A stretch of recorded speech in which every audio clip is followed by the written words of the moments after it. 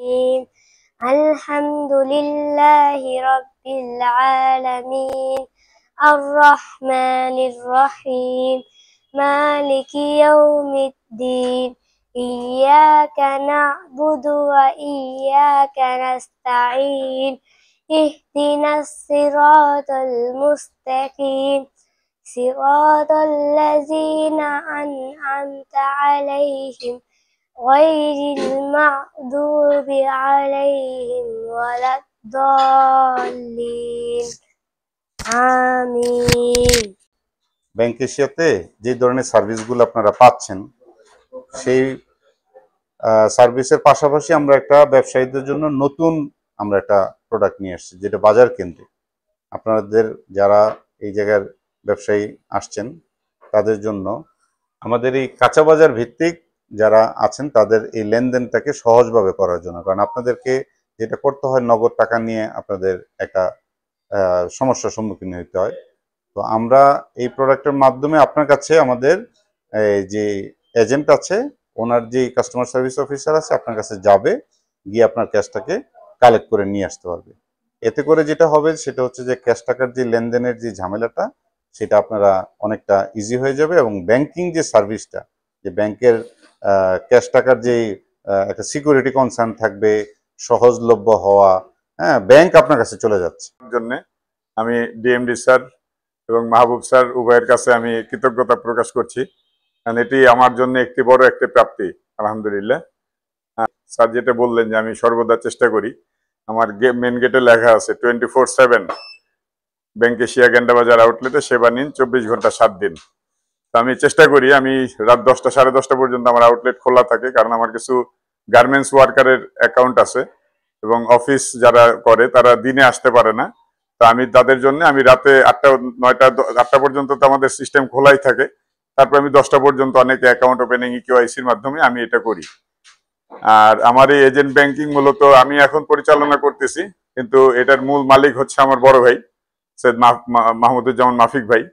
তো ভাইয়া ব্যবসার কাজে বিভিন্ন দিকে দৌড়দৌড়ি করে বিধায় আমাকে এটা দায়িত্ব দিচ্ছে আর কি। তো আমি আলহামদুলিল্লাহ আমার বড় ভাইয়ের সহযোগিতা নিয়ে আমি চেষ্টা করে যাচ্ছি আর কি। আর আমার গ্রাহক যারা আছে, আমি সত্যি কথা যেটা যে আমার এখানে সিনিয়র যেমন বাবলু কাকা আছে, আমাদের আশরাফ ভাই আছে, মনিরুজ্জামান কাকা, ধলা কাকা, এরা এই গরি মামা, আমার এলাকাবাসী প্লাস অন্যান্য ব্যবসায়ীরা আমাদেরকে সর্বোচ্চ পরিমাণ সহযোগিতা আমাকে করতেছে আর কি।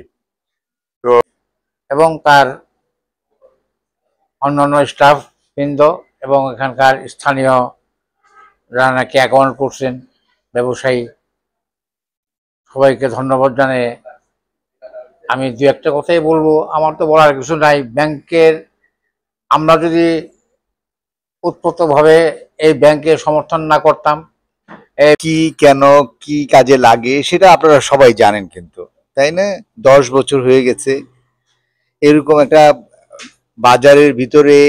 আমি এখানে দেখছিলাম যে কি সার্ভিস দেওয়া যায় না, যে কৃষি ঋণ, ভোক্তা ঋণ, ক্ষুদ্র মাঝারি ঋণ, ডেবিট কার্ড, সামাজিক নিরাপত্তা ভাতা, মোবাইল অ্যাপস, চেক বই সুবিধা ও ব্যাংকিং সকল কার্যক্রম, ওই যে রেমিটেন্স, আদার থিংস সবকিছু। তার ভিতরে কেন এই ওয়েট মার্কেট? আমার কলিগরা একটু বোঝানোর চেষ্টা করলো।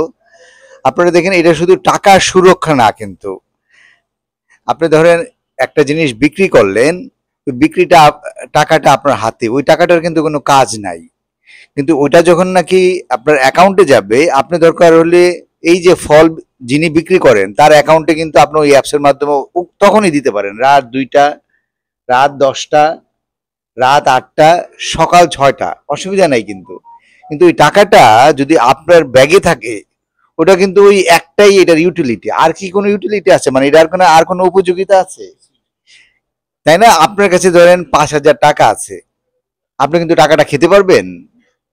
ওই টাকাটাকে কনভার্ট করতে হয় না, তাই না? ওইটা যদি সার্কুলেশন না হয়, তো এখন কি করলেন, ওই 5,000 টাকা যেহেতু ওয়েট মার্কেটে আমরা বলছি যে অ্যাপসের মাধ্যমে ওই টাকাটা আপনার কাছ থেকে, আগে কি করতেন দেখেন আমরা সুবিধাটা কোন পর্যায়ে নিয়েছি। আগে ছিল ব্যাংক, ওই যে ম্যানেজার সাহেব বললো অনেক দূরে, তারপরে আমরা করলাম সাব ব্রাঞ্চ, তারপরে দেখলাম হয় না, সাব ব্রাঞ্চের পরে আমরা আসলাম এজেন্ট ব্যাংকিং, তারপরে দেখলাম তাতেও হয় না, এখন আমরা করেছি ওয়েট মার্কেট। মানেটা কি, আপনি এই এই যে ধরেন আপনার দোকানটা এখান থেকে 100 গজ দূরে, ওখান থেকে উনি কিন্তু টাকাটা নিয়ে আপনার অ্যাকাউন্টে তখনই কিন্তু উইদিন এ সেকেন্ড টাকাটা অ্যাকাউন্টে যাচ্ছে। আপনি ওই 5,000 টাকা দিয়ে ধরেন আপনি কিছু ফ্রুটস কিনবেন বা যাই কিনবেন বা বিক্রেতাকে দিবেন, আপনি কিন্তু ওখান থেকেই দিতে পারবেন, এখানে আর আশা লাগবে না। কিন্তু খেয়াল করেছেন যে এখন সার্ভিসটা কোন লেভেলে চলে গেল? মানে আমরা আসলে এটাই তো হচ্ছে যে এই যে ডিজিটাল বা মডার্নাইজেশন, না বাংলাদেশ এগিয়ে যাচ্ছে না।